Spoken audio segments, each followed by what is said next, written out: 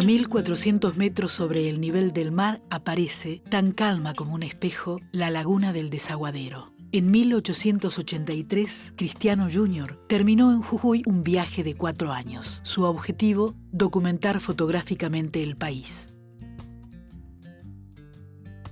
No solo belleza emana de esta imagen. Habla de los kilómetros vacíos, del espacio interminable y arcaico de la Patagonia, de sus cielos infinitos. Marcos Zimmerman recorre nuestro país y testimonia su tierra antigua. Nubes sobre el camino de agua, pasto verde y cielo en el reflejo. Un momento del campo abierto. Antes, Ignacio Yasparra debió andar bajo esta tormenta inminente, percibir la extrañeza del horizonte despejado y recién entonces realizar la toma.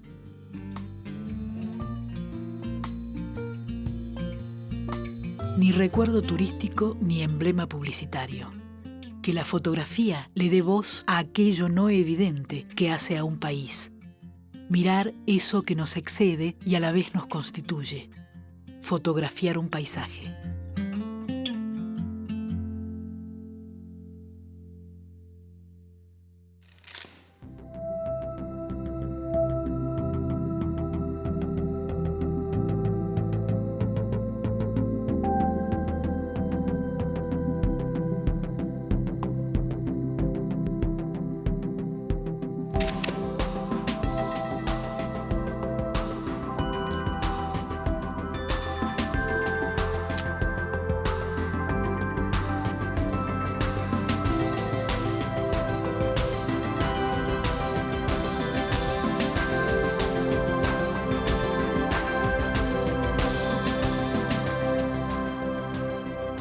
Álbum. Crónica de la fotografía argentina.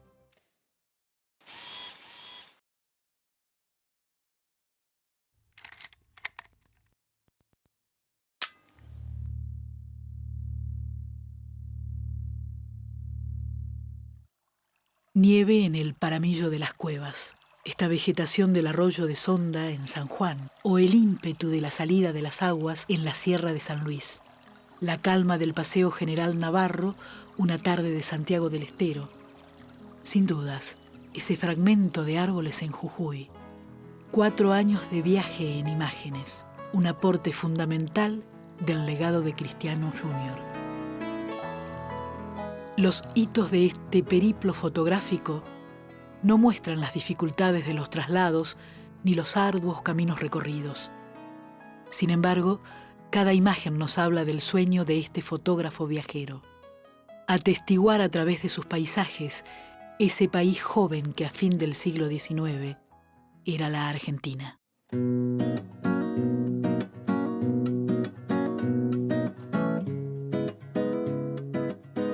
Testimoniar es uno de los impulsos que nos llevan a la fotografía. Tal vez por eso Ernesto Schlie decidió dar cuenta de su tierra. A partir de 1880, se dedicó a fotografiar las colonias agrarias de Santa Fe, sembradíos, puentes, casas que sorprenden por su precariedad. Para Schlie, el paisaje rural existe a partir del esfuerzo humano. Sus fotografías relatan la domesticación de la pampa, su conversión en tierras cultivadas. Nieta del fotógrafo Gastón Bourquin, Verónica Tell es historiadora del arte y se ha especializado en la fotografía argentina. A fines del siglo XIX en la Argentina la fotografía de paisajes cumple con varias funciones, diferentes pero juxtapuestas. Los límites en el siglo XIX de la nación todavía no estaban configurados, eran permeables, eran bastante indefinidos y confusos. Nosotros solemos entender actualmente paisaje como un espacio natural algo idílico, o sea, estamos inmersos en la vida urbana, de manera que tenemos una perspectiva, una idea de lo que es un paisaje que no es exactamente la misma que obviamente tenían a fines del siglo XIX en un país que todavía es territorios poco conocidos o totalmente desconocidos e incluso territorios que se estaban anexando al mapa nacional, ¿no? Al dominio estatal, donde la fotografía está de alguna manera cumpliendo con este objetivo de conocer y de mapear ese territorio inexplorado. Por ejemplo, hay una campaña en 1882, 1883 liderada por dos topógrafos y agrimensores, Encina y Moreno, y con ellos viaja un fotógrafo, Morelli se llamaba. Y este fotógrafo va tomando, a medida que avanzan en el recorrido, va tomando fotografías de lo que nosotros entenderíamos por paisajes, es decir, hay montañas, hay lagos, hay cursos de agua, hay árboles, pero no solo sabemos que pertenecen a esa campaña, que era una campaña de exploración y científica, sino que además los epígrafes de las fotos nos ayudan de alguna manera a decodificar estas fotos en el sentido en el que fueron producidas. Por ejemplo, epígrafes que dicen altura barométrica tanto, o fotografía tomada de sur a norte, o de este a oeste. Entonces, ahí nos damos cuenta que son paisajes, pero en realidad cabría tal vez denominarlos vistas, que es la denominación que solía tener la fotografía de este tipo a fin del siglo XIX, o sea, durante el siglo XIX.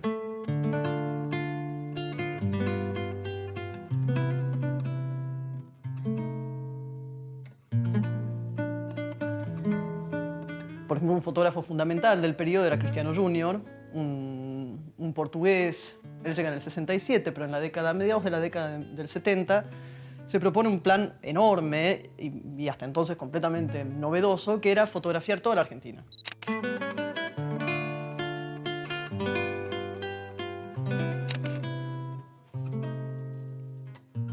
En muchas ocasiones lo que encontramos en las fotos de Junior son paisajes intervenidos, es decir, la técnica y la naturaleza en cierta fusión, es decir, esos diferentes paisajes que por un lado tienen de sublime y belleza natural, pero al mismo tiempo que acogieron a los hombres y que están intervenidos. Entonces aparecen diques, puentes, líneas de ferrocarril, ¿no? Tendidos telegráficos incluso. O sea, muchas veces actividades humanas incluso en estas escenas.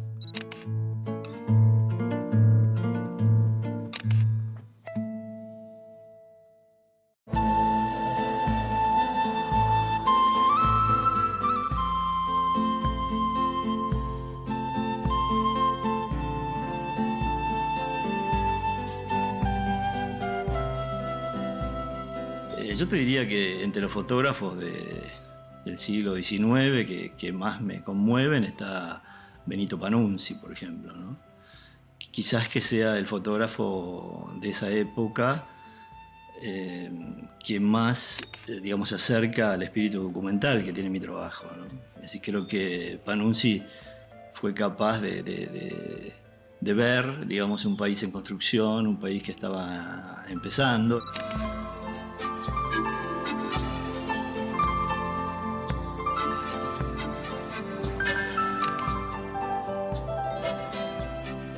Los paisajes del siglo XIX son maravillosos todos. Y ahí se combina eso, la importancia del documento y después una presencia muy extraña de la realidad en esas placas de vidrio o lo que sea. Hay como un aura extraña, algo que no se deja atrapar del todo y que es maravilloso. Inmensidad y frío. En 1900, un fotógrafo aficionado realizó este álbum sobre Tierra del Fuego. Vemos la bahía La Pataya y una Ushuaia donde solo aparecen las siluetas de algunas pocas casas. También están presentes las aguas cruzadas por una canoa y esa familia yámana integrada al paisaje. Como muchas fotografías de comienzos del siglo XX, estas imágenes fueron postales. Furia de las olas contra la costa atlántica. Una Patagonia todavía virgen. Los cactus en las sierras cordobesas. Con su cámara al hombro, Federico Colman viajó durante más de 10 años. Sus postales testimonian un país que en esas primeras décadas del siglo XX empezaba a tomar conciencia de la diversidad de su territorio. Si Colman fue un fotógrafo itinerante, Raúl Castillo dedicó su cámara a un único objetivo: Tucumán. Durante la década del 30 realizó un registro exhaustivo de esta provincia, sus distintas zonas y regiones. En el caso de las postales, concretamente, se convirtieron realmente en una moda, tanto para enviar como para coleccionar. Muy fuertemente comienzan a difundirse las fotografías a partir de postales. Con lo cual, la postal se convierte en uno de los objetivos del fotógrafo.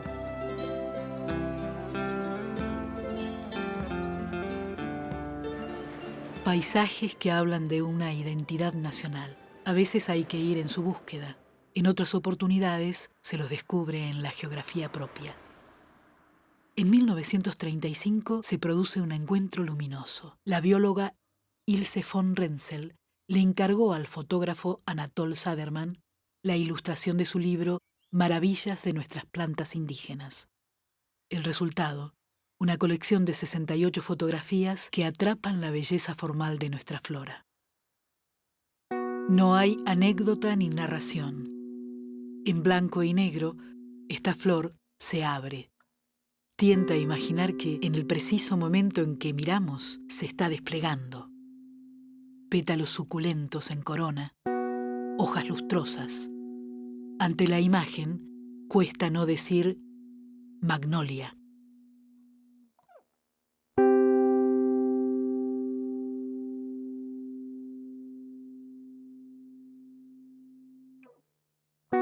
Las fotos de Saderman dan un paso más allá de la representación. Monte, jardín, bosque y campo florido son evocados a través del detalle. La selva en una flor o la casa materna a partir de esa enredadera florecida. En puro presente, la imagen celebra y vuelve tangible la belleza vegetal. Con Maravillas de nuestras plantas indígenas, Anatol Saderman presenta la diversidad del territorio argentino a través de las imágenes de su vegetación. Su libro abre para nuestra fotografía una nueva posibilidad expresiva: dar cuenta de una totalidad a partir de los detalles.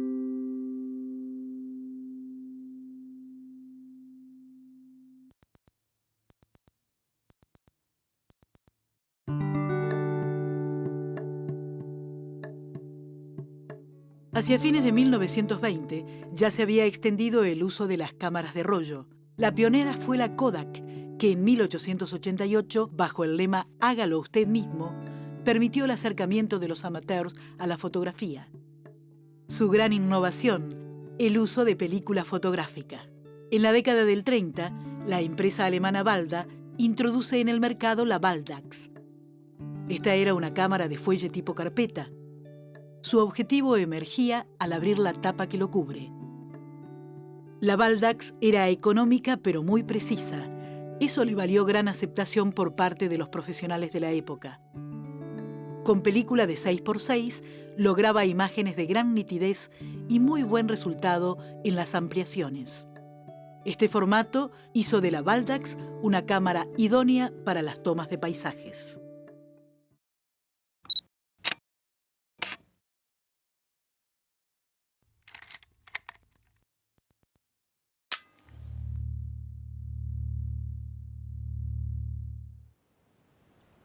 Las siluetas de las cañas cercan el horizonte.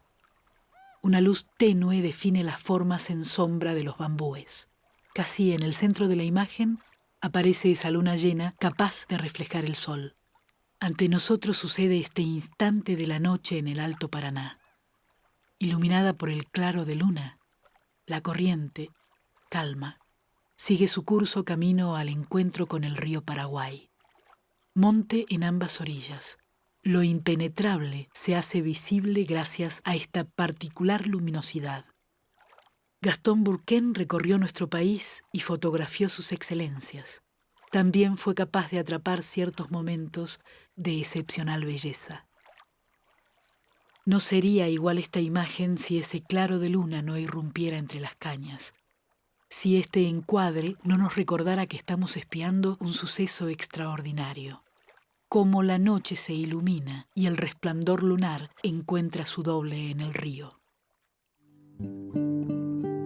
Bourquin era un fotógrafo interesado en el paisaje. Esto lo llevó a convertirse en un fotógrafo viajero.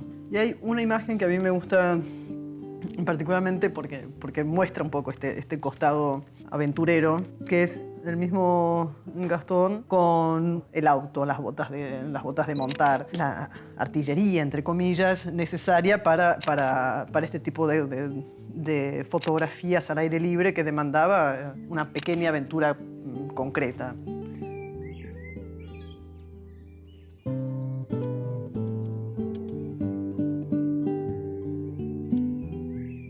La fotografía siempre implica un desafío, el pasaje de un mundo de 3 dimensiones a un plano de 2. Al fotografiar un paisaje, resulta fundamental tener en cuenta el ángulo del encuadre. Es decir, desde qué punto tomamos la vista que queremos registrar. No hay que olvidar que la presencia de diagonales en la fotografía genera la ilusión de profundidad, un recurso simple que suele ser efectivo para lograr imágenes más dinámicas. Otra posibilidad fácil y eficaz es jugar con el primer plano. Ubicar en los límites del encuadre algún objeto genera profundidad a través de las diferentes escalas de tamaño presentes en la imagen.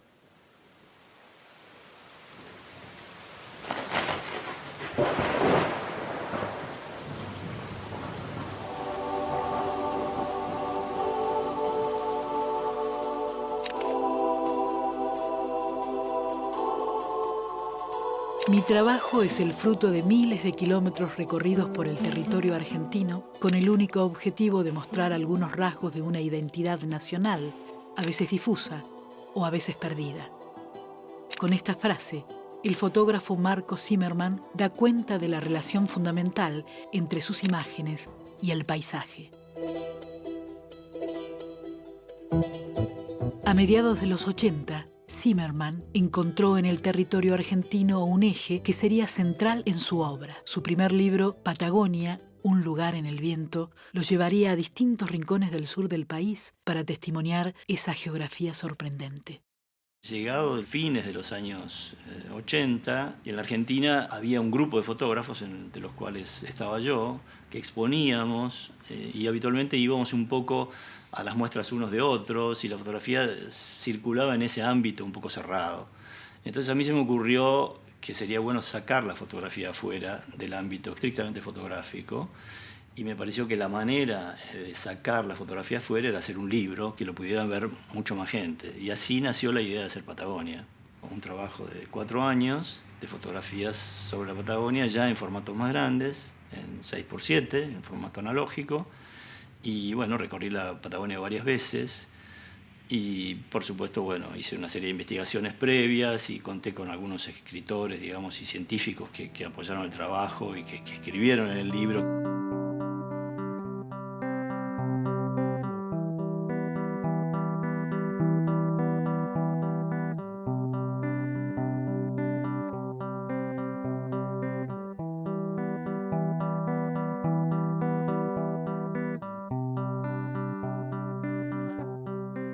El Río de la Plata, en cambio, nació de otra idea y de una lectura de un libro de Rico Schmidl que se llama Viaje al Río de la Plata. Yo había terminado de hacer las fotografías del Río de la Plata, cosa que me había costado mucho porque estaban hechas en placa. Estuve más de 4 años trabajando en el libro y no tenía una fotografía de una sudestada. Entonces traté de encontrar la sudestada en 2 oportunidades y siempre se me escapaba porque bueno, cuando llega la sudestada se inunda todo, es difícil llegar hasta el río, etc. Y entonces me combiné con unos marinos que estaban en el faro de Punta Rasa, que es el límite sur del Río de la Plata, y ellos me avisaron cuando venía a la tercera sudestada que intenté fotografiar y eso me dio la posibilidad de hacer esta foto. Fui hasta la costanera y entonces estaba ahí cuando llegó la sudestada, hice una serie de fotos, me caí en un pozo con la cámara, etc. Pero conseguí una serie de fotos de la cual esta es quizás la más interesante, digamos, ¿no? Y ha sido un poco, en los últimos años, un poco casi como mi sello. Con Río de la Plata, Río de los Sueños, la cámara de Zimmermann enfrenta el desafío de captar en imágenes la cuenca del Plata. Sus imágenes testimonian cómo esa geografía hace a nuestro país y a su historia. En la costanera norte, el fotógrafo se atreve a fotografiar lo inacible. Viento, calma, neblina y tormenta se vuelven tangibles en sus fotografías. Ante nuestros ojos, el río se despliega en cada una de sus facetas. Incluso en esta ola inmensa que rompe contra la escollera y entrega a nuestra mirada toda la potencia de una sudestada. La obra de Marco Zimmermann va más allá de los paisajes que testimonia. A través de un logrado juego entre el detalle mínimo, la toma intimista y la captación de la inmensidad, expone la diversidad de un territorio que marca nuestras formas de ver el mundo. Sus paisajes hablan de nuestras raíces profundas, de una esencia que atraviesa nuestras identidades como país.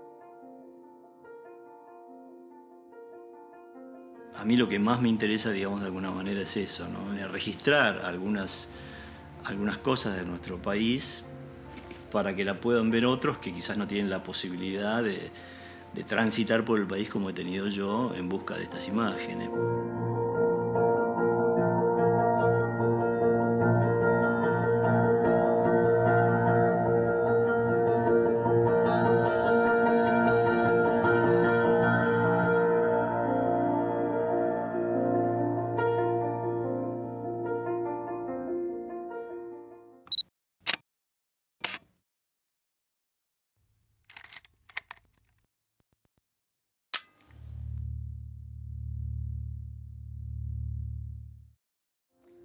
De la obra de Marco Siona me interesa particularmente el trabajo sobre el Río de la Plata. Me parece que es un trabajo maravilloso, está muy bien realizado. Y también hay algo que lo hace también destacable, es que hay muy pocos trabajos sobre esa temática, sobre ese paisaje. Y la verdad que las imágenes que logró Marco son maravillosas, está muy bueno. Es un fotógrafo muy refinado también y bueno, todo lo contrario a lo que hago yo. Ignacio Guiasparra creció en 25 de Mayo, ciudad de la provincia de Buenos Aires, donde su padre era fotógrafo. Desde la década de los 90, sus primeras fotografías proponen distintos acercamientos al paisaje como motivo, desde sus tomas del campo pampeano a la luz de la luna hasta los acercamientos a la vegetación del delta. Sus imágenes poseen una manera original de expresar la belleza. Al detenerse en los detalles del paisaje, Guiasparra hace visible la intimidad del espacio fotografiado.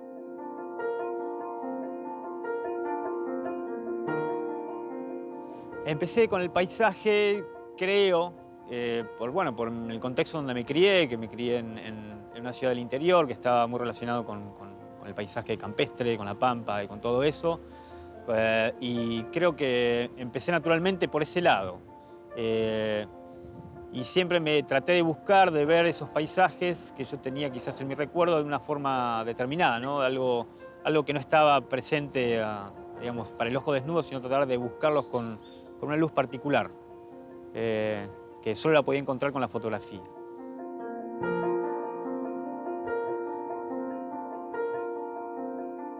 A mí me pasa algo con el paisaje natural que me deja absorto y no puedo casi tomar una fotografía, simplemente lo disfruto, lo admiro. Sino yo trato de buscar cosas en el paisaje como más pequeñas, más anónimas, casi intrascendentes, y tratar de encontrar un paisaje en eso, ¿no? No la manifestación de un paisaje natural, bello, imponente, sino tratar de buscar otras cosas en lugares donde aparentemente no habría un paisaje o no habría una imagen fotográfica digna, por así decirlo, ¿no?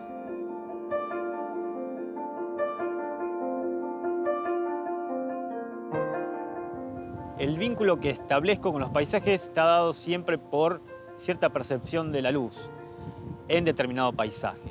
Es cierta manifestación de cierta luz en cierto lugar. No son fotos por ahí documentales de ciertos lugares, la mayoría, ¿no? Mi intención pasa por tratar de no estar tan anclado en eso.